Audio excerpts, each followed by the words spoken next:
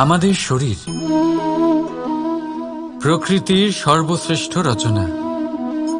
যে অঙ্গ প্রত্যঙ্গ আমরা লাভ করেছি প্রত্যেকটির মধ্যে একটি নিজস্ব বার্তা রয়েছে। একটু ভেবে দেখুন, দুটি চোখ দিয়েছে দেখার জন্য, দুটি কান দিয়েছে শোনার জন্য, নাসিকাও আছে দুটি, দুটি হাত দিয়েছে দ্বিগুণ পরিশ্রম করার জন্য। কিন্তু জীব শুধুমাত্র একটি, তার উপরেও তীক্ষ্ণ বলিষ্ঠ দাঁত দিয়েছে তার রক্ষার জন্য। কখনো ভেবে দেখেছেন কেন?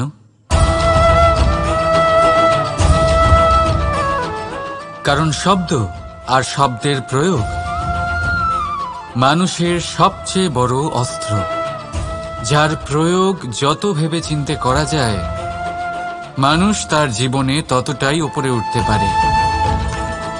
তাহলে মনে রাখুন, দেখুন, শুনুন আর বুঝুন বেশি, বলুন কম। রাধা রাধা। আমরা সকলে শক্তি অনুভব করতে চাই। এবার যদি আপনাকে জিজ্ঞেস করা হয় যে সবথেকে বেশি শক্তির অনুভব কোথা থেকে করা সম্ভব, তখন কেউ কেউ বলবেন পুষ্টিকর আহার গ্রহণ করলে, ব্যায়াম করলে, কেউ বলবেন ধন লাভ করলে, বন্ধুদের থেকে, পরিবারের থেকে, আদি ইত্যাদি। এইভাবে আপনি শক্তির অনুভব অবশ্যই করতে পারেন, কিন্তু সবথেকে বেশি শক্তির অনুভব যদি আপনি করতে চান তাহলে তা পাবেন শুধু একতার দ্বারা, সংগঠনের দ্বারা। যদি আপনাকে উদাহরণ দিই, নিজের এই হাতটাকে দেখুন, 5টা আঙুল রয়েছে। কোনো একটা বস্তুকে নিজের একটা আঙুল দ্বারা তুলে ধরার চেষ্টা করে দেখুন, বড়ই কষ্ট হবে। তখন আপনি বুঝতে পারবেন যখন এই 5টি আঙুল একত্রিত হয় তখন কোনো কাজ কতটা সহজ হতে পারে। এটাই হলো শক্তি, একতার। সবথেকে ভালো উদাহরণ যদি আপনাকে দিই তাহলে বাঁশি। এই বাঁশি থেকে অত্যন্ত মধুর সুর নির্গত হয় যা সবার মন প্রসন্ন করে দেয়। এই কথা সত্যি, কিন্তু এই বাঁশি আমি একটা বা দুটো আঙুল দিয়ে বাজাতে পারবো না। আমাকে প্রত্যেকটা আঙুল ব্যবহার করতেই হবে, তবেই এর থেকে মধুর সুর নির্গত হবে যা সকলকে প্রসন্ন করবে, ঠিক কিনা? ঠিক এইভাবেই যদি আপনি চান যে আপনার জীবনরূপী বাঁশি থেকেও মধুর সুর নির্গত হোক বা সবার মনকে প্রসন্ন করে তুলুক, তাহলে আপনাকেও জীবনে একতা নিয়ে আসতেই হবে। আপনি একাও কর্ম করতে পারেন, পথ চলতেও পারেন, সামনেও এগোতে পারেন, সাফল্যও লাভ করতে পারেন।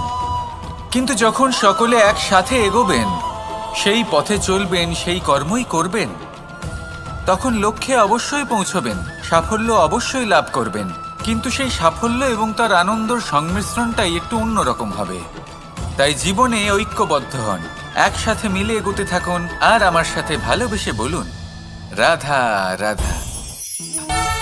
মানুষ ভাবেন যে ধন অর্জন করা হলো অত্যন্ত গুরুত্বপূর্ণ। তিনি আজীবন ধন অর্জন করতে থাকেন, ধন অর্জন করার চেষ্টা করতে থাকেন। সে যাই হয়ে যাক না কেন, পরিশ্রম করতে থাকেন। স্বাস্থ্যের দিকে নজর দেন না, না উচিত সময় খাবার খান, না উচিত সময় ঘুমোতে যান, না পর্যাপ্ত সময় পর্যন্ত ঘুমন, কিছুই না। ধন অর্জন করতেই থাকেন, করতেই থাকেন। আর কিছু সময় পরে যখন তিনি অসংখ্য ধন লাভ করে ফেলেন, তখন তার সাথে ওনার শরীরে অনেক রোগ বাসা বাঁধে। এইসব রোগের উপচার করতে করতে সেই সমস্ত ধন যা উনি অর্জন করেছেন তা তিনি ব্যয় করে ফেলেন। শেষ পর্যন্ত কি হয়? আমরা যেভাবে এসেছি ঠিক সেইভাবেই ফিরে যাই, ধন এখানেই থেকে যায়। দেখুন, একটা অত্যন্ত গুরুত্বপূর্ণ কথা রয়েছে যে আপনার বোঝা উচিত। এই যে ধন, তার ব্যবহার করুন জীবনকে আরো ভালো করে তোলার জন্য। ধনের সদ্ব্যবহার করা উচিত, এমন যেন না হয় এই ধন আপনাকে ভোগ করে ফেলে। এই জীবনকে নিশ্চিত রূপে আরো শ্রেষ্ঠ করে তুলুন। কিন্তু এই ধন অর্জন করার এই প্রক্রিয়াতে নিজের সারা জীবনকে নষ্ট করে ফেলবেন না। এই জীবন উপভোগ করতে শিখুন, আর আমার সাথে ভালোবেসে বলুন রাধা রাধা। কথায় আছে, অন্ধকারে প্রদীপ প্রজ্বলিত করলে চতুর্দিক আলোকিত হয়। কিন্তু যদি এই প্রদীপ আমি সূর্যের আলোর সম্মুখে সকালবেলায় প্রজ্বলিত করে রেখে দিই, তাহলে কি হবে? আপনি বলবেন যে এটা করে তো কোনো লাভই হলো না। সূর্যের প্রকাশের সামনে এই প্রদীপ আসলে কিছুই নয়। এবার এই চিন্তা ভাবনা প্রত্যেক দিন করতে হবে, আর একটা অমূল্য শিক্ষা পেতে হবে। মনে করুন যে আপনি মহাপুরুষের সামনে বসে আছেন, কোনো মহাজ্ঞানীর সামনে, তাহলে সেই ব্যক্তির সামনে নিজের জ্ঞানের প্রদীপ প্রজ্বলিত করবেন না, নীরব থাকুন আর সেই ব্যক্তির সূর্যের প্রকাশের মতো জ্ঞান প্রাপ্ত করুন। যতটা পারবেন জ্ঞান লাভ করুন। যদি এমন কোনো সময় এমন কোনো স্থানে আপনি আছেন যেখানে চতুর্দিক অন্ধকার, কারোর কাছেই জ্ঞান নেই, সেখানে নিজের জ্ঞানের প্রদীপ প্রজ্বলিত করুন। এমন করলে দুদিক থেকেই আপনার লাভ হবে। আপনার জ্ঞান প্রাপ্তিও হবে আর জ্ঞানের সঠিক প্রয়োগও করতে পারবেন। আর এই মন প্রসন্ন হয়ে বলবে, রাধা রাধা। মানুষের মধ্যে একটা বিচিত্র প্রবৃত্তি থাকে, অন্য সকলের বিষয়ে, তাদের জীবনের বিষয়ে, তাদের ব্যক্তিত্বের বিষয়ে, তাদের ভবিষ্যতের বিষয়ে অনুমান করা। এটা হলো অনুচিত। কারোর অতীতকালকে দেখে লোকে ভবিষ্যৎ বলে দিতে পারেন, বর্তমানকে দেখে ভবিষ্যতের বিষয়ে অনুমান করে ফেলেন। উদাহরণ দিতে হলে বলবো, কোনো দাসকে দেখুন, ওকে দেখে লোকে বলে যে ওর ভবিষ্যৎ সেটাই হতে পারে, অনুমান করে ফেলেন। আর এই রাজাকে দেখুন, উনি তো কত সুখী হবেন, উনি তো জগতের সব থেকে অধিক সুখী মানুষ, কত সুখ সুবিধা আছে ওনার কাছে, ধারণা করে ফেলেন। তবে সত্য তো এটাই যে কারোর ব্যক্তিত্বের বিষয়ে, তাদের ভবিষ্যতের বিষয়ে আপনি পূর্ণ সত্য কখনোই বলতে পারবেন না, শুধু অনুমান করতে পারবেন। আর এই অনুমান করে সত্যি কোনো লাভ হয় না, কারণ এই কাল সেটা হলো অত্যন্ত শক্তিশালী। কালো থেকে কালোতর কয়লাকেও হীরেতে পরিণত করতে পারে, অনেক বড় বড় রাজাকেও বিদূষক বানিয়ে ফেলতে পারে এক মুহূর্তেই। তাহলে আপনি অনুমান করে কি লাভ? কি পেলেন অনুমান করে? সেই জন্য কারোর বিষয়ে কোনো অনুমান করবেন না, তার ভবিষ্যতের বিষয়ে অনুমান করতে যাবেন না, কারোর বিষয়ে কোনো ধারণা করে নেবেন না। কিছু করতে হলে ভালোবাসুন, সবার মধ্যে ভালোবাসা ছড়ান, সবার মধ্যে ধন্যাত্মক ভাব ছড়ান। এই মন প্রসন্ন হয়ে বলবে, রাধা রাধা। কেউ বলে জীবন খুব ক্ষণস্থায়ী, কেউ বলে জীবন হলো একটা সুন্দর স্বপ্নের মতো, আবার কেউ বলবে জীবন হলো এক কঠোর সত্য। কিন্তু জীবন আসলে কি? জীবন হলো আপনারই প্রতিবিম্ব, একটা দর্পণ। অর্থাৎ আপনি জীবনকে সেইভাবেই পাবেন যেরকম আপনি নিজেকে প্রতিপন্ন করবেন। যদি আপনি দর্পণের দিকে তাকিয়ে হাসেন, তাহলে আপনি সামনে হাসি মুখী দেখতে পাবেন। এবার যদি আপনি গম্ভীর হয়ে থাকেন, তাহলে আপনি একজন রুষ্ট ব্যক্তি দেখতে পাবেন। শেষে সবথেকে বেশি গুরুত্বপূর্ণ হলো আপনার চেষ্টা। আপনাকে সবসময় চেষ্টা করতে হবে যাতে আপনি নিজেকে প্রসন্ন এবং ইতিবাচক মনোভাবে রাখেন। এটা হলো আপনারই উত্তরদায়িত্ব, তাকে পালন করুন। এই মনকে প্রসন্ন রাখুন, এই সংসারকে সুন্দর বলে মনে হবে। আর এই মন প্রসন্ন হয়ে বলবে, রাধা রাধা। মানুষের একটি সমস্যা আছে যে মানুষ সাফল্যকে মাপতে থাকেন, লক্ষ্যপ্রাপ্তিকে মাপতে থাকেন এবং তার তুলনা করতে থাকেন যে ও এত কিছু পেল আর আমি পেলাম না, ওর কাছে এত কিছু আছে কিন্তু আমার কাছে নেই। এই তুলনা করার জন্য ওনারা দুঃখী হয়ে পড়েন, নিরাশ হয়ে পড়েন। তাই আমি একটা প্রশ্ন করছি যে এটা কি উচিত? এই সংসারে আপনি কি নিয়ে তুলনা করবেন, যেখানে সূর্যদেব চন্দ্রমা দুজনেই আছেন, দুজনেই হলেন বিশেষ, দুজনেই নিজ নিজ সময়ে উদিত হন। এদের মধ্যে একজন না থাকলে তাহলে আমাদের জীবন কঠিন হয়ে পড়বে। ঠিক সেইভাবেই আপনি যদি একটা বড় রেখা অঙ্কন করেন, তাহলে অন্য রেখাটি ছোট হয়ে পড়ে না, সে তেমনই থাকে যেমনটা সে ছিল। আপনার অস্তিত্ব কখনো ছোট বা বড় হতে পারে না, শুধু তুলনা করার জন্য আপনার এটা মনে হতে পারে। যদি আপনি যুদ্ধ করতে চান, আপনার তলোয়ারের প্রয়োজন পড়বে। যদি বস্ত্র তৈরি করতে চান, এত বড় তলোয়ার দিয়ে কিছুই হবে না। তখন প্রয়োজন পড়বে একটা ছোট্ট সূচের। তাই তুলনা করবেন না, না নিজেকে ছোট মনে করবেন, না অন্য কাউকে। সবার সাথে সহযোগিতা করুন, আর যদি তুলনা করতেই হয় নিজের সাথে করুন, যে কাল আমি কেমন ব্যক্তি ছিলাম, আজ কি তার থেকে শ্রেষ্ঠ হয়ে উঠতে পেরেছি। ভেবে দেখুন ভবিষ্যতে গিয়ে আপনি কতটা শ্রেষ্ঠ ব্যক্তি হতে পারেন। আসুন আমার সাথে ভালোবেসে বলুন, রাধা রাধা। এই সংসারের সব থেকে গুরুত্বপূর্ণ তত্ত্ব কোনটা? প্রথম হলো সময়। জন্ম থেকে মৃত্যু পর্যন্ত এই যে সময়, এটাই তো হলো জীবন। দ্বিতীয় হলো জীবন, যাতে আমরা সময়ের সদ্ব্যবহার করি, শ্রেষ্ঠ থেকে শ্রেষ্ঠতর কাজ করার চেষ্টা করি।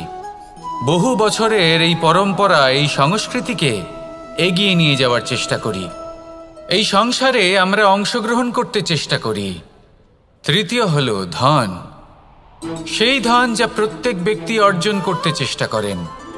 এবার এই তিনটি তত্ত্বের মধ্যে একটা সামঞ্জস্য আছে, সমান ব্যাপার আছে। সে ধনই হোক বা সময় হোক বা হোক জীবন। আর সেই সমান ব্যাপার হলো যে যদি আপনি এটা গণনা করতে থাকেন তাহলে তা কমতে থাকে, যদি আপনি এটা ব্যবহার করেন তাহলে তা বাড়তে থাকে। একে সংগঠিত করে রাখতে চেষ্টা করলে এ হাত থেকে ফসকে যায়, কিন্তু যদি আপনি একে সামলে রাখতে শিখে যান তাহলে এমন কাজ করবেন যাতে সংসারের সাথে সাথে পরবর্তী প্রজন্ম লাভবান হবে। যদি কিছু শিখতে চান তাহলে সামলাতে শিখুন, গণনা করা বা সংগঠিত করা নয়। আসুন আর আমার সাথে ভালোবেসে বলুন, রাধা রাধা। এই সংসারে সাফল্য লাভ করার জন্য জ্ঞানের প্রয়োজন হয়, পরিশ্রমের প্রয়োজন হয়, দৃঢ় নিষ্ঠার প্রয়োজন হয়, নিরন্তর চেষ্টা করা প্রয়োজনীয়। কিন্তু আরও কিছু আছে যা অত্যন্ত প্রয়োজনীয় এবং গুরুত্বপূর্ণ। তা হলো ভালো বন্ধু। তাদের থাকা অত্যন্ত প্রয়োজনীয়। যদি ভালো বন্ধু থাকে তাহলে সময় এলে তারা ঢাল হয়ে আপনাকে সুরক্ষা করবেন। সময় এলে অস্ত্রের মতো শত্রুকে সংহারও করবেন। যদি তিনি জ্ঞানী হন, তাদের মধ্যে সদ্গুণ থাকে, তাহলে এই সব গুণ আপনার মধ্যেও প্রবেশ করবে। তাহলে সাফল্যের জন্য ভালো বন্ধু পাওয়া অত্যন্ত প্রয়োজনীয়। কিন্তু শুধু বন্ধু কেন, ভালো শত্রুও থাকা প্রয়োজনীয়। এবার আপনি ভাববেন, এ আমি কি বললাম?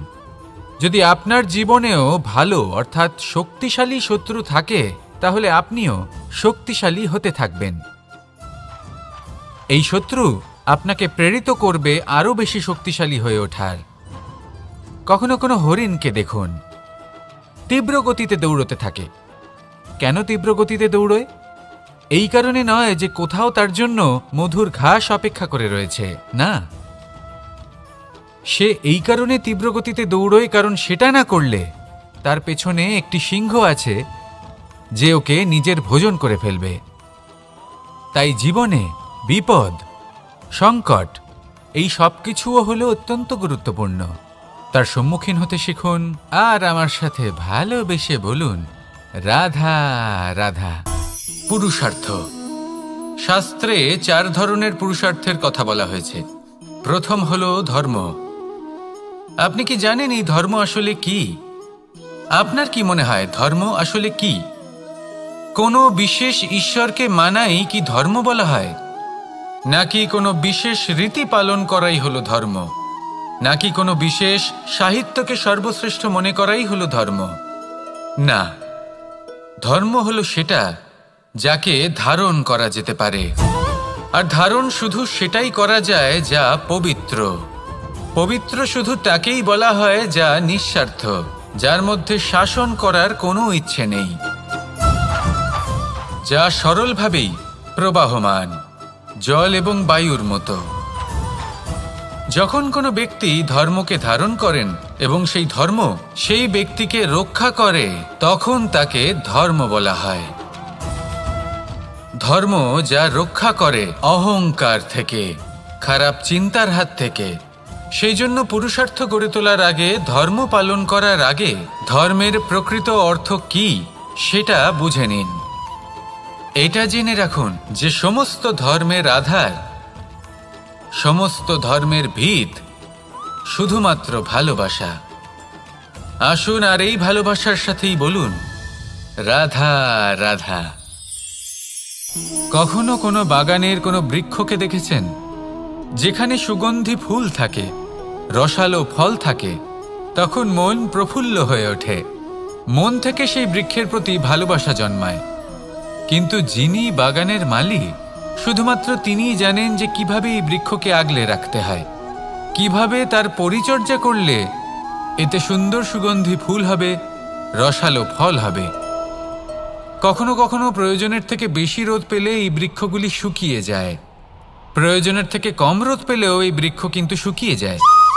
প্রয়োজনের থেকে কম জল যদি পায়, এই বৃক্ষ শুকিয়ে যেতে পারে। প্রয়োজনের থেকে অতিরিক্ত জল যদি পায়, তখনও এই বৃক্ষের শিকড়গুলি নষ্ট হয়ে যেতে পারে।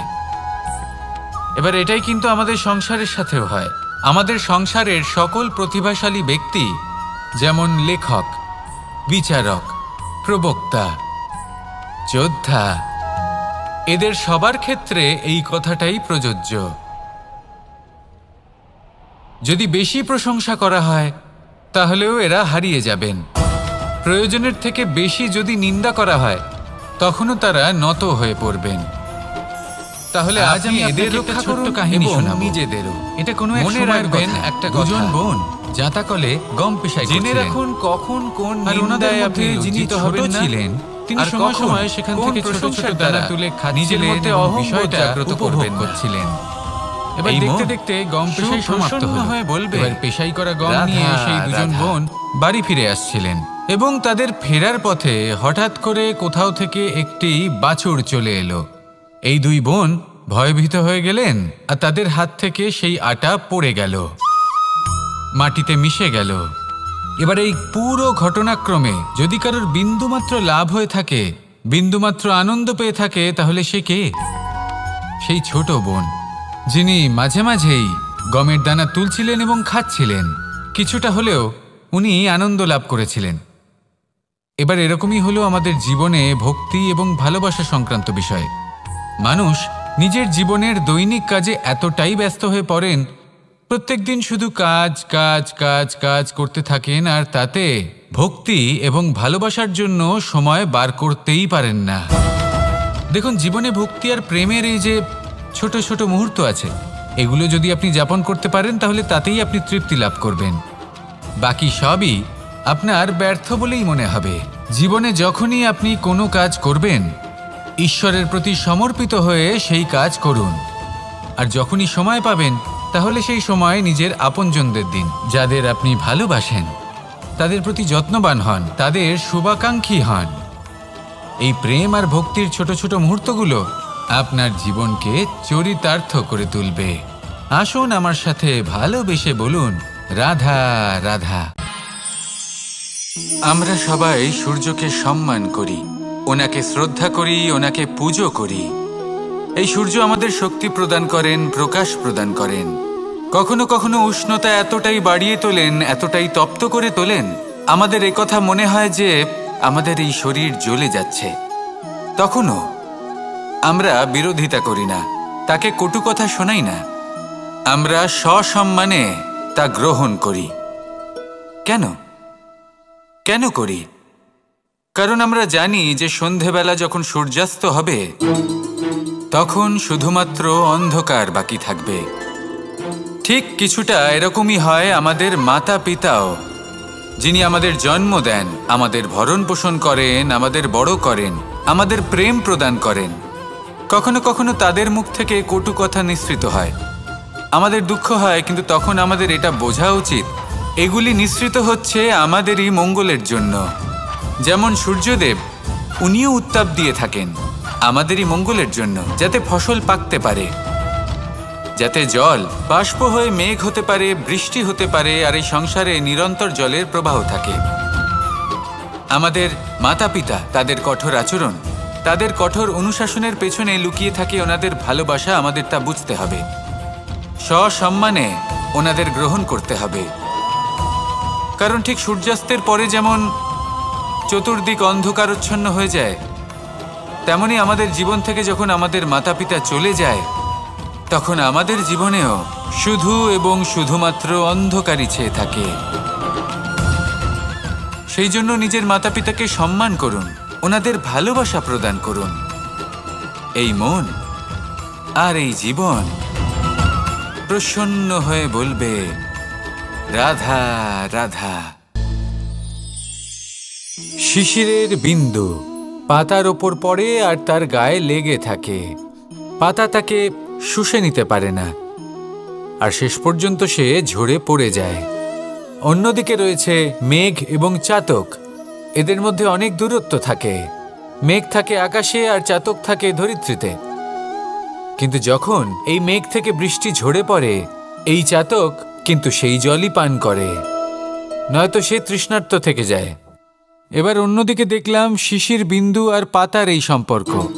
এরা খুব কাছাকাছি থাকে, ঘনিষ্ঠও থাকে। অন্যদিকে রয়েছে মেঘ এবং চাতকের সম্পর্ক, যাদের মধ্যে অনেক দূরত্ব থাকা সত্ত্বেও তারা খুব ঘনিষ্ঠ, তাই না? এই সারমর্ম খুব সরল। এই নৈকট্য, এই দূরত্ব, তা আপনার সম্পর্কে প্রভাব কিছুতেই ফেলতে পারে না। এই নৈকট্য, এই দূরত্ব, এইসব হলো শুধুমাত্র মনের ব্যাপার। কখনো আপনি অনুভব করেছেন আপনি কারোর থেকে অনেক অনেক দূরে আছেন, অনেক দূরে আছেন, তাও সেই ব্যক্তির প্রতি আপনি টান অনুভব করেন। সেখানে আপনি কারোর সাথে প্রত্যেক দিন অতিবাহিত করেন, সমস্ত জীবন অতিবাহিত করেন, সব থেকে বেশি সময় তার সাথে অতিবাহিত করেন, তাও তার প্রতি সেই টান অনুভব করেন না। এই সংকেত হলো মনের দূরত্বের। তাহলে মনের এই দূরত্ব দূর করুন আর আমার সাথে ভালোবেসে বলুন রাধা রাধা। পাখি কখন জন্ম নেয়, কখন উড়তে শেখে, কখন বাসা বানাতে শেখে, কখন নিজের মৃত্যু লাভ করে, এসব আমাদের মধ্যে কেউ জানি না। কিন্তু পাখি একটা কথা খুব ভালো করে জানে, যে এই সংসারে ও যা কিছুই করুক না কেন, এই সংসারে ওকে নিয়ে কিচ্ছু যায় আসে না। এবার আমরা কি করি? কোনো কাজ করার আগে আমরা এটা ভাবি যে এই সংসার যদি আমাকে দেখে ফেলে, তাহলে কে জানে এই সংসার কি ভাববে, আমার প্রতিচ্ছবি কেমন তৈরি হবে কে জানে, কে জানে কি হবে আদি ইত্যাদি। এই সব ভাবনায় আমরা মগ্ন হয়ে যাই। কিছুটা এমনভাবে মগ্ন হই যে বর্তমানের কর্মের এই জীবনের যাত্রাপথে সেই সময়ের আনন্দ উপভোগ করতে ভুলে যাই। এবার দেখুন একটা পাখি কি করে। ওর কর্ম হলো গান গেয়ে চলা। ওই পাখি গেয়ে চলে, কেউ ওর গান শুনুক বা না শুনুক, কেউ আদৌ শুনছে কিনা সেই বিষয়টা নিয়ে সেই পাখির কিছুই যায় আসে না। সেই পাখি নিজের কর্ম করতে থাকে। হয়তো সেই জন্যই আপনি কখনো কোনো পাখিকে কাঁদতে দেখবেন না। এরকমই আপনাকে নিজেকে গড়ে তুলতে হবে। প্রথমে নিজেকে জিজ্ঞেস করুন, এই যে কর্ম আমি করতে চলেছি সেটা কি উচিত? যদি আপনার মনে হয় সেটা উচিত, তাহলে সেটা প্রমাণ করুন। এটা ভাববেন না যে এই সংসার কি ভাববে। আসুন আর আমার সাথে ভালোবেসে বলুন রাধা রাধা। এই পুকুর দেখছেন আপনি? বাচ্চা, বৃদ্ধ, যুবক, যাকেই আমি জিজ্ঞেস করব এটা কি, সবার উত্তর সেই একই হবে। উত্তর তখনই বদলাবে যখন প্রশ্ন এটা হবে যে আপনি এই পুকুরে কি করতে চান। কেউ বলবে আমি এমনি এর পাড়ে বসে এই জল স্পর্শ করে ঠান্ডা হাওয়ার আনন্দ অনুভব করতে চাই। কেউ বলবে আমি এই পুকুরে সাঁতার কাটতে চাই। কেউ বলবে কাগজের নৌকা বানিয়ে আমি এতে ভাসিয়ে দিতে চাই। কেউ বলবে আমি মাছ ধরে নিজের জীবন যাপন করতে চাই, ইত্যাদি ইত্যাদি। আপনাকে একটা কথা বলে রাখি, আমাদের জীবনও এই পুকুরেরই মতন, একই রকম। কিন্তু আমরা এই জীবন নিয়ে কি করব সেই সিদ্ধান্ত আমাদের। এই পুকুরে আপনি মুক্তও পাবেন, আবার পাঁকও পাবেন। যদি আপনি মুক্ত পেতে চান, তাহলে এই পুকুরের গভীরে আপনাকে যেতে হবে। ততটাই চেষ্টা করতে হবে যতটা করলে আপনি সেই মুক্ত অর্জন করতে পারবেন। না হলে শুধু পাঁকে হাত পড়বে। তাই যা আমি সর্বদা বলে থাকি, সিদ্ধান্ত আপনার। রাধা রাধা। এই সংসারের সব থেকে বড় সুখ কি? কেউ বলবেন নিজের লক্ষ্য প্রাপ্ত করা, কেউ বলবেন ধন উপার্জন করা, কেউ বলবেন নিদ্রাই সবথেকে বড় সুখ, কেউ বলবেন রাজ্য লাভ করা, আবার কেউ বলবেন মাতার হাত থেকে খাবার খাওয়া, আদি ইত্যাদি। কিন্তু যদি সত্যি কথা বলি, এই সংসারের সবথেকে বড় সুখ হল সেবা করা। কখনো কাউকে সেবা করে দেখুন। এই সেবা দ্বারা অন্য কোনো মানুষের আশীর্বাদ লাভ করাতেই সুখ রয়েছে। আপনার সেবা ভাব দ্বারা যখন কোনো মানুষ নিজের অন্তরাত্মা থেকে আপনাকে আশীর্বাদ করে, তার থেকে বড় সুখ আর কিছুই নেই। কারণ প্রত্যেক মানুষের মধ্যে ঈশ্বর বাস করেন। নরের সেবাই হলো নারায়ণের সেবা। নিষ্কাম সেবা করাই হলো সব থেকে বড় সুখ। তাই নিজের অন্তরে সেবার এই ভাব জাগ্রত করুন। যে সুখের কথা আমি বলছি, সেই সুখ অনুভব করেই দেখুন। এই মন সুপ্রসন্ন হয়ে বলবে, রাধা রাধা। বাহ, পুষ্পের সুবাস আমার খুব ভালো লাগে। অত্যন্ত সুন্দর হয় এই পুষ্প। এইভাবে চারিদিকে পুষ্প দেখে মন আনন্দিত হয়ে ওঠে। এবার আপনারা ভেবে দেখুন, আমার চারিদিকে পুষ্প নয়, আগুন আছে। তাহলে কি হবে? আমার শরীর কি জ্বলে যাবে না? অবশ্যই জ্বলবে। শরীরকে কি আগুনের তাপ সহ্য করতে হবে না? অবশ্যই সহ্য করতে হবে। এটাই হলো প্রকৃতির নিয়ম। এই নিয়ম কিন্তু আমরা সবাই জানি, কিন্তু আমাদের মধ্যে বেশিরভাগ মানুষ এই বিভ্রান্তি নিয়ে বাঁচি যে এই যে প্রকৃতির নিয়ম, তা আমার ওপর প্রযোজ্য নয়। তা কিন্তু নয়। আমাদের চতুর্দিকে এই যে নিসর্গ রয়েছে, আমরা তার কতটা ক্ষতি করি সেটা একবার ভেবে দেখুন। আমরা বনাঞ্চল জ্বালিয়ে দিই, বায়ু দূষিত করি, জল দূষিত করি, প্রাণীদের হত্যা আমরা করি। কেন?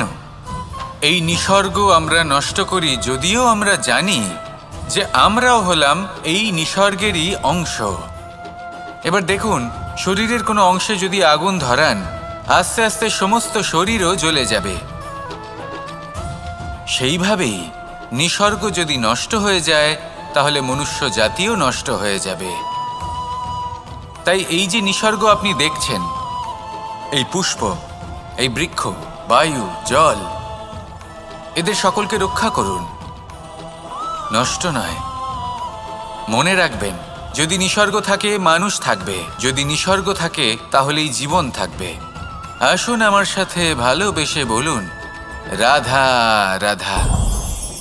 এই সংসারে সবাই বলেন, আমি অর্জুনের মতো হয়ে উঠতে চাই। সবাই চায় যে তারাও যেন অর্জুনের মতো গান্ডীব লাভ করে। তারাও চায় যে তাদেরকেও মহাদেব এসে পশুপতি অস্ত্র দান করবেন। তারাও এটাই চায় মহাভারতের মতো মহাসংগ্রামে বিজয়ী হতে। কিন্তু সবাই ভুলে যান যে অর্জুন যা হতে পেরেছিলেন সবকিছুই অর্জন করেছিলেন। যদি আপনিও অর্জুনের মতো গান্ডীব লাভ করতে চান, তবে আপনাকেও তার মতোই শ্রেষ্ঠ কাঠ নির্বাচন করতে হবে। সেই কর্ম আপনাকেই করতে হবে। তার প্রত্যঞ্চা যাতে তীব্র হয়, তার জন্য আপনাকে সর্বশ্রেষ্ঠ দড়ি খুঁজে বের করতে হবে। আপনার বাণ যাতে ঘাতক হয়, সেই জন্য আপনাকে নতুন নতুন ধাতু খুঁজে বের করতে হবে। সেই শিক্ষা আপনাকে লাভ করতে হবে, তবেই আপনার ইচ্ছে পূর্ণ হবে। অর্জুন হওয়া বড়ই সরল, যদি আপনি কিভাবে অর্জন করতে হয় তা জানেন। শুধুমাত্র স্বপ্ন দেখেন যারা, তারা কখনোই অর্জন করতে পারবেন না। কিন্তু যদি কেউ অজ্ঞাতবাস ভোগ করতে পারে, যদি কেউ লাক্ষাগৃহ থেকে পালিয়ে বাঁচতে পারে, যদি কেউ কঠোর তপস্যা করতে পারে, প্রতীক্ষা করতে পারে এবং পরিশ্রম করতে পারে, তাহলে সে অর্জুন অবশ্যই হয়ে উঠবে। যদি আপনি অর্জুন হয়ে উঠতে চান, তাহলে কর্ম করতে শিখুন আর আমার সাথে ভালোবেসে বলুন, রাধা রাধা। জীবন থাকলে লক্ষ্য অবশ্যই থাকবে। যদি লক্ষ্য থাকে, তার পথ অবশ্যই থাকবে। যদি পথ থাকে, তাহলে বাধা অবশ্যই থাকবে। আর এর ওপরেই নির্ভর করে যে আমরা জীবনে সফল হব না অসফল, পুরস্কারের ভাগীদার হব নাকি তিরস্কারের। মনে করুন আপনাকে একটা কাজ করতে হবে, আপনাকে পর্বত আরোহণ করতে হবে, আর সেই পথের ঢাল আপনাকে একাধিকবার ফেলে দেবে, পাথর আপনাকে একাধিকবার আহত করবে। এই অবস্থায় কি করবেন? সাধারণ মানুষ বেছে নেয় প্রতিশোধ। সেই পর্বতকে নষ্ট করে দেওয়ার চিন্তা ভাবনা করে, তার ভিতকে নড়িয়ে দেওয়ার কথা ভাবে সেই মানুষ। কিন্তু পর্বতকে তো কেউ নষ্ট করতে পারে না। তাই অসফল হওয়ার সাথে সাথে কুখ্যাতিরও ভাগীদার হয়ে যায় সে। দ্বিতীয় পথ হল পরিবর্তন। যদি আপনি সেই পর্বত ভাঙার পরিবর্তে তাতে সোপান তৈরি করেন, তাহলে আপনিও সেই পর্বতে উঠতে পারবেন, অন্য কেউও তাতে উঠতে পারবে, আগামী প্রজন্মও তাতে উঠতে পারবে, আর সেই আগামী প্রজন্ম সর্বদা আপনার সুনাম করবে। তাই জীবনে প্রতিশোধ নয়, পরিবর্তন বাছুন। বদলা নয়, বদল বেছে নিন। আপনার বাধা আপনার বন্ধু হয়ে যাবে। রাধা রাধা। সমস্ত মানুষের জীবন কিছুটা সমান হয়। মানুষ জন্মগ্রহণ করে, তারপর চলতে শেখে, জীবনে এগিয়ে চলে, বার্ধক্য লাভ করে, তারপর সমাপ্ত হয়ে যায়। কিন্তু সেই ব্যক্তিরা কারা যারা প্রকৃত অর্থে মনুষ্য জীবন যাপন করেন? এনারা হলেন সেই ব্যক্তি যারা পড়ে গেলেও আবার উঠে দাঁড়ানোর চেষ্টা করেন, নিজের ভেঙে পড়া অস্তিত্বকে আগলে নিয়ে আবার একটা আকার দেওয়ার চেষ্টা করেন, ভগ্ন আশাকে আবার একটা নতুন দিশা দেন। অসফল হওয়ার পরেও থামেন না, আবার এগোতে থাকেন। অসফল হওয়ার পরে যদি আপনি থেমে যান, তাহলে সাফল্য আপনার সামনে অপেক্ষা করে, কিন্তু আপনি তা দেখতে পান না। তাই জীবনের সংঘর্ষে অংশগ্রহণ করতে শিখুন। জীবনের সংঘর্ষ থেকে পালাবেন না। আসুন আমার সাথে ভালোবেসে বলুন, রাধা রাধা। একবার একটা শেয়াল বনে বিচরণ করছিল। ও একটা ছোট্ট শাবক দেখতে পেল। ও ভাবল, আজ একেই আমি খাবার হিসেবে গ্রহণ করব। আশেপাশে দেখলেও কেউ দেখছে না তো, কেউ ছিল না। আর সেই শাবকের ওপর আক্রমণ করল, যা হলো একটা ঘোর অপরাধ। বনের নিয়ম অনুসারে আপনি কখনোই শাবকের ওপর আক্রমণ করতে পারেন না। তারপর এই খবরটা যখন রাজা সিংহ জানতে পারলেন, সভার আয়োজন করলেন। কিন্তু সেখানে শেয়াল বলল, আমি তো এরকম কিছু করিনি। কিন্তু যদি আপনি এরকম বলেন, কোনো প্রমাণ দিন, এর কোনো সাক্ষী আছে? তখন রাজা সিংহ পেঁচাকে ডেকে পাঠালেন, যে সেই মুহূর্তে বৃক্ষের শাখার ওপর বসেছিল। সে সব কিছু দেখেছিল। পেঁচা সব সত্যি কথা বলল, আর শেয়ালকে মৃত্যুদণ্ড দেয়া হলো। এবার এই কাহিনী আমি আপনাকে কেন শোনালাম? কারণ মানুষও কখনো কখনো এরকম কর্ম করেন যা শিয়াল করেছে। এটা ভাবেন কেউ দেখছে না, যখন আমি অনুচিত কর্ম করতেই পারি। কিন্তু না, আপনি যাই করুন না কেন, কেউ না কেউ অবশ্যই তা দেখছে। কোনো ব্যক্তি না হলেও কোনো প্রাণী, না হলে কোনো যক্ষ বা দেব বা প্রেত। যদি এনারা কেউ না দেখেন, তাহলে ধরিত্রী মাতা দেখেন, যেখানে দাঁড়িয়ে আপনি সেই কর্ম করছেন, তাই না? তাই একটা কথা সবসময় মনে রাখবেন, কে দেখছেন কে দেখছেন না সেই বিষয়ে ভাবা ছেড়ে দিন। এটা খুব সহজ কথা। আপনি যদি উচিত কর্ম করেন, উচিত ফল পাবেন। যদি অনুচিত কর্ম করেন, তাহলে আপনি অনুচিত ফল অবশ্যই পাবেন। সেই জন্য উচিত পথে চলতে থাকুন, উচিত কর্ম করতে থাকুন, আর আমার সাথে ভালোবেসে বলুন, রাধা রাধা। আপনি কখনো কোনো বাজকে নিজের বাসা বানাতে দেখেছেন? এই বাজ যখনই কোনো বাসা বানায়, তখন উঁচু গাছের ডালে বা কোনো পর্বতের শিখরে বাসা বানায়, অনেক উচ্চতায়। আর সেখানে তার সন্তানও জন্মগ্রহণ করে। যখন এই সন্তানেরা জন্মায়, তখন এই বাজ খুবই ভালোবেসে এবং খুব সাবধানে এদের পালন পোষণ করে। নিজের ঠোঁট দিয়ে তাদের ঠোঁটে খাবার পরিবেশন করে। কিন্তু যেই সেই সন্তানেরা হৃষ্টপুষ্ট হয়ে যায় এবং সেই কথা বাজ নিজে বুঝতে পেরে যায়, সেই বাজ নিজেই সেই বাসা ছিন্ন ভিন্ন করে দেয়। সেই সন্তান যাদের সবেমাত্র ডানা গজিয়েছে, কিভাবে উড়তে হয় তারা জানে না, সেই সন্তানগুলিকে উচ্চতা থেকে ঠেলে দেয়। সেই সন্তান প্রথমে ভয়ভীত হয়ে যায়। তারা সামনে মৃত্যুকে দেখতে পেয়ে ভয়ের কারণে তাদের ডানা ঝাপটাতে থাকে, আর সেই প্রক্রিয়াতেই সেই সন্তানগুলি উড়তে শুরু করে দেয়। এবার এই ঘটনায় আমরা কি শিক্ষা পেতে পারি? এটাই, যদি আপনি মাতা পিতা হন তাহলে নিজের সন্তানকে অবশ্যই স্নেহ করুন, কিন্তু তাদেরকে নিজের আঁচলের তলায় বেঁধে রাখবেন না। যদি আপনি চান আপনার সন্তান জীবনে উন্নতি করুক, তাহলে নিজের মুঠো থেকে তাদের স্বতন্ত্র করে দিন। এই সংসারে সংঘর্ষ করতে দিন। সেই সন্তান নিজেই বুঝতে পারবে যে জন্মের সময় পাওয়া ডানা কি করে ব্যবহার করতে হয়। আর আপনার চোখের সামনে আপনার সন্তান এই আকাশে উড়তে থাকবে। তাহলে আসুন আমার সাথে ভালোবেসে বলুন, রাধা রাধা। সংসারে সবচেয়ে পবিত্র মানা হয় গঙ্গা জলকে। কখনো ভেবে দেখেছেন কেন? কারণ গঙ্গা জলের আবির্ভাব অত্যন্ত শুদ্ধ হয়, তার জন্ম শুদ্ধ হয়, যেখান থেকে তার শুরু সেটাই শুদ্ধ হয়। আর শুরুটা শুদ্ধ হওয়া অত্যন্ত আবশ্যক। আমাদের জীবনে সবই শুরু হয় আমাদের ভাবনা থেকে। নিজের ভাবনাকে শুদ্ধ রাখুন, কারণ এই ভাবনা থেকেই আবির্ভাব হয় শব্দের। আপনার শব্দ শুদ্ধ রাখুন, কারণ এই শব্দ দ্বারাই আপনার কাজ সম্পন্ন হয়। আপনার কাজ শুদ্ধ রাখুন, কারণ এই কাজ দ্বারাই তৈরি হবে আপনার স্বভাব। স্বভাব থেকেই তৈরি হয় আপনার অভ্যাস, আর অভ্যাস থেকে তৈরি হয় আপনার চরিত্র। আর এই চরিত্র সংসারের সমক্ষে এক আদর্শ হয়ে ওঠে। তাই ভাবনা থেকে আদর্শের এই যাত্রা শুভ তখনই হয়ে ওঠে যখন আপনার ভাবনা শুদ্ধ হয়।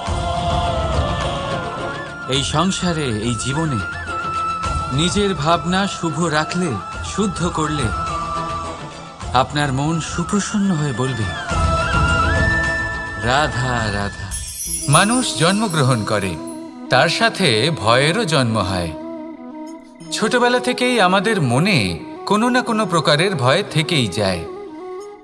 কেউ এই বিষয়ে ভয় পায় যে তার কোনো বস্তু তার থেকে দূরে চলে যাবে। কেউ এই বিষয়ে ভয় পায় যে আমি নিজেকে হারিয়ে ফেলব। কেউ এই ভেবে ভয় পায় যে আমার প্রিয়জনেরা তারা যেন আমার থেকে দূরে না চলে যায়। কেউ এই ভেবে ভয় পায় যে আমরা যেন পথ না হারিয়ে ফেলি, আদি ইত্যাদি। কিন্তু সত্যি কথা বলতে, ভেবে দেখুন এই ভয় বাস্তবে কি? শুধুই একটা মনস্থিতি, আর কিছুই নয়। যা কিছু আপনি জীবনে পেয়েছেন তা একদিন আপনাকে হারাতে হবে। এই জীবন হলো আপনারই, কিন্তু তাও একদিন সমাপ্ত হবে। তাই ভয় পেয়ে কি লাভ? এই ভয় শুধু আপনাকে জীবনযাপন করা থেকে বাধা দিচ্ছে, আর কিচ্ছু নয়। পথ হারিয়ে ফেললেই বুঝতে পারবেন যে নতুন পথ কিভাবে বানাতে হয়। কিছু মানুষকে জীবন থেকে হারালে তবেই আপনি বুঝবেন যে আপনার আপনজনকে। এই ভয়ের কারণে ভীত হয়ে থাকবেন না। এই তারা নক্ষত্র অন্ধকারের অভাবে গুরুত্ব হারায়। শিবকেও মহাদেব হওয়ার জন্য বিষ পান করতে হয়েছিল। প্রত্যেক পরিস্থিতি, প্রত্যেক সাফল্য আপনার পরীক্ষা নেবে। তাতে উত্তীর্ণ হওয়া হলো আপনার কর্ম। যখনই আপনি ভয় পাবেন বা সংকটের সম্মুখীন হবেন, তখন সাহসের সাথে তার সম্মুখীন হন। মনে রাখবেন, যে সম্মুখীন হতে জানে সাফল্য তার সাথে সবসময় থাকে। আসুন আর আমার সাথে ভালোবেসে বলুন, রাধা রাধা। আমাদের হাতটা দেখুন। এই হাতে 5টা আঙুল আছে, যা ভিন্ন ভিন্ন ধরনের। একরকম কেন নয়? কারণ হলো প্রত্যেকের নিজের নিজের গুরুত্ব আছে, নিজের নিজের মাহাত্ম্য আছে। এরা ভিন্ন, তাই একত্রিত হয়ে মুষ্টিবদ্ধ করা সম্ভব, যার দ্বারা আমরা আত্মরক্ষাও করতে পারি, আবার আক্রমণও করতে পারি। যদি 5টি আঙুল সমান হতো তাহলে মুষ্টিবদ্ধ হতে পারত না, নিজেদের মধ্যে বিভ্রান্তির সৃষ্টি করত। এবার এরকমই কিছু আমাদের সংসারেও হয়। আমাদের দেশ যেখানে একটি ভূমির ওপর ভিন্ন ভিন্ন ধর্মের মানুষ বাস করেন, ভিন্ন ভিন্ন জাতি, ভিন্ন ধর্ম, ভিন্ন ভাষা। কিন্তু যদি আমরা এটা ভাবি যে কিভাবে এই দেশকে কল্যাণের পথে নিয়ে যাওয়া যায়, কিভাবে এর বিকাশ করা সম্ভব, তাহলে আমাদের একত্রিত হওয়া শিখতে হবে। যেইভাবে 5টা আঙুল একত্রিত হয়, মুষ্টিবদ্ধ হয়, সেইভাবেই আপনার যে ভাষাই হোক, যে ধর্মই হোক, যে জাতি হোক না কেন, ঠিক আছে, আবশ্যক হলো আপনার নিজের কর্মভূমির সাথে, আপনার ধরিত্রীর সাথে যুক্ত থাকা, সাথে থাকা। তবেই দেশের উন্নয়ন সম্ভব, তবেই এই দেশ স্বতন্ত্র থাকবে, সফল হবে, আর এই মন প্রসন্ন হয়ে বলবে রাধা।